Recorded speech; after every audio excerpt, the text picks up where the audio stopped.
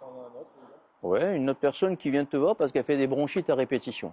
Qui dit bronche, dit poumon. Et cette personne, en fait, le poumon, l'émotion numéro un, c'est la tristesse.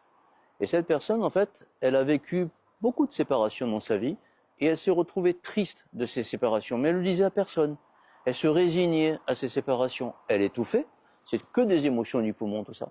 Et tôt ou tard, le cerveau s'en mêle en disant, mais bon, puisque tu as cette fragilité au niveau du poumon, cette fragilité, je vais te la traduire en bronchite. Qui dit it dit inflammation. Donc inflammation des bronches. Il enflammait ses bronches parce qu'en fait, il n'arrivait pas à exprimer cette tristesse.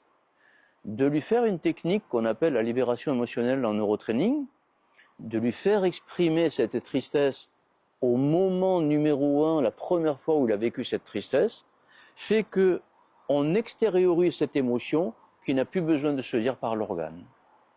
Je pense que sans le travail de neurotraining, il n'aurait jamais pu corriger ça. Et peut-être qu'il aurait solutionné avec une autre approche, peut-être avec l'acupuncture, peut-être avec autre chose. Là, il est venu me voir en me disant, j'ai vu tout le monde et j'ai toujours des bronchites. Donc moi, j'ai fait ce que je savais faire, qui était cette libération de cette émotion. La base de tout, c'est l'émotion. Il faut libérer nos émotions. Et si, tant que nous avons une problématique qui dure et qui reste, c'est que nous ne l'avons pas libéré, exprimé l'émotion comme il fallait. On appelle ça le refoulement émotionnel. Et tant que nous refoulons ces émotions, ça s'imprime sur notre corps. On ne devrait pas refouler, on devrait exprimer. Et ça, cette personne ne savait pas le faire. On ne l'a pas fait au moment numéro un. Elle l'a fait dans les étapes de sa vie, mais peut-être pas la première fois.